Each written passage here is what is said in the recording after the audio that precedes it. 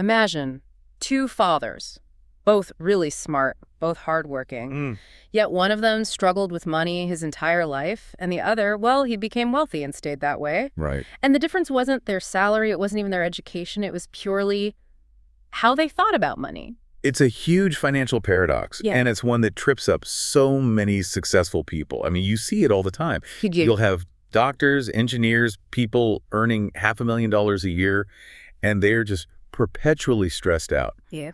One paycheck away from disaster. And at the same time, you'll see someone else, maybe with less formal education, who manages to build this significant, lasting wealth. Absolutely.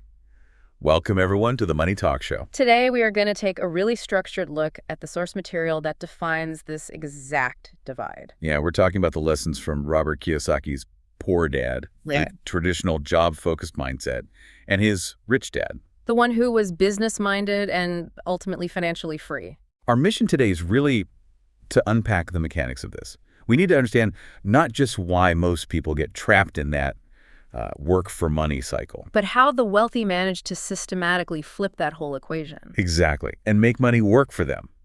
This isn't about luck. It's not about inheritance. It really boils down to specific, repeatable shifts in how you think and act. Okay, let's unpack this. And I think we have to start at the foundation, right? The trap itself. It sounds almost too simple, but the first big lesson is the rich don't work for money.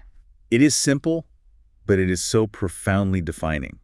Most people are on this treadmill. They work, they get paid, they pay their bills. And then they repeat. They repeat the cycle.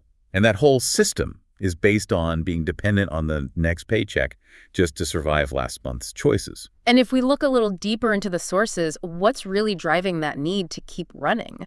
Because it's not just a rational decision, it's emotional. Oh, it's almost entirely emotional. The root cause is fear and greed, and they work together. Well, there's the fear of not having money, which keeps people playing it safe, in a low-reward job. Right. And then the second they get a raise, greed and ego just kick in. They immediately buy a bigger house, a nicer car. They want to show that success. Exactly. They signal their success. That is the painful reality of lifestyle inflation, isn't it? You get this huge pay bump, and then suddenly your fixed expenses are 50% higher. Which makes you even more financially vulnerable if that job disappears. You've just raised the stakes, not your freedom. That's it. If you're trapped between that fear of failure and the greed for more stuff, you are letting money control you. The rich just approach this question differently. They're not asking, how much does this job pay right now? No, they're asking, what does this teach me? What knowledge can I build here? What systems can I create from this opportunity? They're focused on building things that generate income independently of their time. If you spend your whole life just trading time for dollars, you've capped your income. And you've given up control. Wealth requires emotional discipline, delaying that gratification to build something for the long term. That structural shift sounds incredibly uncomfortable, and that, I think, brings us to a key point. Most people never become rich, not because they can't, but because they're not willing to embrace that financial discomfort. Yes. The crowd seeks stability. The traditional path, it offers this illusion of security. But wealth, it demands that you think differently. You have to embrace a certain level of risk, or at least uncertainty, before the results start showing up. Comfort just creates stagnation. So if the mindset shift is step one, breaking that emotional cycle, what's the practical education gap we need to talk about? Oh, this is a big one. Because the sources are very clear. Traditional schooling is often the biggest reason people stay in that middle-class mindset. It's a brutal truth. I mean, schools train us beautifully to be employees. Follow instructions, meet deadlines, get a good job title. Yep. But they completely fail to teach us the language of financial freedom, how money, debt, taxes, how leverage actually works in the real world. Which leads to that surprising fact we mentioned earlier. High earners, doctors, lawyers can still be in a really precarious financial spot. Why doesn't a $300,000 salary automatically make you secure? Because a higher salary often just pushes you into a higher tax bracket, and your expenses climb right alongside your income. And you haven't acquired any of the fundamental knowledge about tax law or investing. Exactly. You're making more, but you're keeping less and growing even less. Financial education isn't about the size of your paycheck. It's about having options. It's about flexibility and control. Let's pause on that idea of education for a second. The sources make this crucial distinction. You should work to learn, not just to earn. Yes. How does the rich dad philosophy translate that into, say, choosing a career path? Well, the poor dad mindset is all about stability, guaranteed benefits, a predictable pension. The safe route. The safe route. The rich dad mindset seeks skills that create lasting, independent leverage. The short-term pay is almost irrelevant if it gets in the way of long-term growth. And what are those skills specifically? I mean, it's not just about becoming an accountant, is it? No, not at all. The real wealth-building skills are often soft skills that you apply with financial discipline. Like sales, communication. High-level sales, effective communication, leadership, and a deep understanding of the numbers, accounting, and investing. These skills, they compound way faster than any fixed salary ever could. So when you collect skills, you're building future revenue streams. But when you just collect titles, you're just making yourself a line item, an operational cost for someone else's company. That's a much more motivating way to think about your career. But for a lot of people listening, accounting and investing sound incredibly intimidating. Of course. We need to be clear that financial literacy is a skill you learn. It's not some innate talent. Absolutely. The math involved here is usually just arithmetic. It's not advanced calculus. The barrier isn't complexity. It's inertia. It's the feeling of it being intimidating. Exactly. And because it feels that way, most people avoid learning it, which ironically just increases their risk. They end up blindly trusting brokers or planners instead of understanding it themselves. So the rich invest their time before they invest their money. 100%.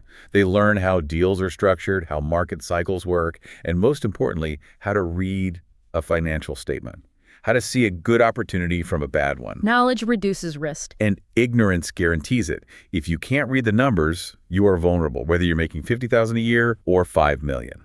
This financial intelligence, it leads us right to what is probably the most powerful rule from the sources. The big one. Yeah, the metric that just changes everything, the fundamental difference between an asset and a liability. And this needs to be crystal clear. We have to separate it from popular opinion. An asset puts money into your pocket consistently. Without you having to physically work for it. Right. And a liability is anything that takes money out of your pocket. But this challenges almost every piece of conventional wisdom we get. It does. We're culturally programmed to believe that the #1 asset we should own is our home. And that is a source of the greatest financial confusion for the middle class. Think about it. Okay. If your home has a mortgage payment, property taxes, interest, maintenance, all of these things are taking money out of your pocket every single month. So in a strict cash flow definition, it's behaving like a liability. It is. Okay, but I have to challenge that just a little bit. I mean, isn't a house still an asset because it appreciates? You're building equity. That's where the nuance comes in, and this is so critical. A house is a store of value. It may appreciate over time. But it's not a cash flowing asset. It is not. The rich are concerned with the income column on their financial statement. They acquire income-producing assets, first rental properties, businesses, dividend stocks. And those assets generate the cash flow that then pays for everything else. Including their primary residence. So the rich are just relentlessly focused on income-producing vehicles. While the poor and middle class focus on consumption, status, and buying things that require these perpetual monthly payments. The goal, then, is to get your assets to pay for your liabilities. That's it. Wealth only truly exists when your assets generate enough cash flow to cover all of your expenses. Until then, you're still tied to that employment treadmill. And a huge part of making those assets work for you is understanding the rules of the game, specifically taxes. Tax efficiency is a massive leverage point. It's all about structure. The average employee earns money, and before they even see it, taxes are taken out. Federal, state, local, it's all gone. They get paid after the government takes its share. It's the first and least efficient way to operate financially. But for a business owner or a sophisticated investor, that whole dynamic is flipped. It's completely reversed. They generate revenue, and that money comes in before tax. Then they legally use that revenue to pay for legitimate business expenses, travel, equipment, education. And then they're taxed only on what's left over. So the system is actually structured to reward business ownership and investment. Because those activities drive the economy. They're legally leveraging the system. This isn't about illegal loopholes. It's about using legal structures, like a corporation or an LLC. Yes, structures that allow you to expense certain costs before you pay tax. The employee is left subsidizing that structure, while the rich are actively using it. You have to learn the system to win the game. Financial intelligence about tax law creates leverage that just working harder can never match. That makes the question of what this means for someone who is an employee right now much more urgent. We're not saying quit your job tomorrow, but we are saying shift your focus. Exactly. It's about minding your own business. Your job pays the bills. It provides that cash flow buffer. But true financial security comes from ownership. You keep your job to live, but your primary focus outside of work must be on building your personal asset column. Creating income streams that are separate from your salary. The uncomfortable truth is that most people spend their best, most creative years making someone else's company rich. And they neglect building their own financial foundation. And that idea of security from a job is a mirage. Real security comes from control. Control over multiple income streams, control over your time. Control over your cash flow. If you have assets that generate income, you have security no matter what your boss decides to do tomorrow. That concept of control really is the essence of ownership. Trading time for money is for survival. But building systems that scale, that's for freedom. The key question you have to constantly ask is, do my assets work without me? Because if the answer is no, you haven't built an asset. You've just bought yourself another job. Freedom comes from leverage using systems, technology, or other people's efforts to amplify your results, not just increasing your own effort. So if you're ready to start building that personal asset column, we have to talk about a critical behavioral shift that requires extreme discipline. Yes. Pay yourself first. This is where the rubber meets the road. The average person earns money, pays all their bills and debt. And then maybe they save or invest whatever little bit is left over. The rich completely reverse this. They automate payments into their investments, their asset column first. And then they adjust their lifestyle to whatever remains. That sounds intentionally difficult. It is, and that's the point. That pressure, it forces discipline. It forces creativity. Because you know you have to come up with the money for the mortgage and bills with less available cash. So you're forced to be innovative. You budget better, you find new income streams, you cut unnecessary spending. Whereas comfort just creates endless excuses for spending. And wealth grows when saving and investing become completely non-negotiable. That kind of pressure takes a lot of courage, and that leads us to the final and maybe the most important mindset lesson. Don't fear failure. The fear of failure is the #1 thing that keeps people playing small. It keeps them avoiding high-leverage opportunities, staying financially conventional. We're trained in school to fear mistakes. We get graded down for them. Right. But the financial world rewards people who learn from their mistakes quickly. The rich see failure as feedback. As tuition. It's financial education. Yeah. It's necessary experience that you paid for. If you aren't failing occasionally in your investments or your business ideas, it probably means you're not taking enough risk. Those who avoid failure also avoid growth.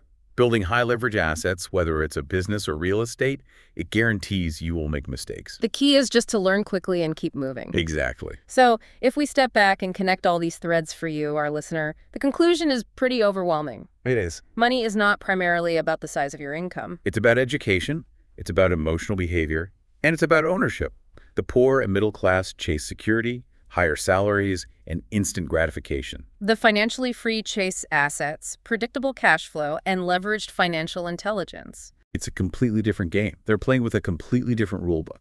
If you change how you think about money, money fundamentally changes how it behaves toward you. It's an interactive system. So consider this today. We've established an asset puts money in your pocket and a liability takes it out. So which specific major expense in your life right now, maybe a status symbol, a long-term purchase, which one is currently behaving like a liability, actively taking money from you every month, even though you might call it an asset? Identifying that one distinction is probably the single most powerful step toward gaining control. If you want to stop trading your valuable time for dollars and start building real financial freedom through smarter thinking and stronger financial skills, then it is time to subscribe to the Money Talk Show. Let us help you change your life.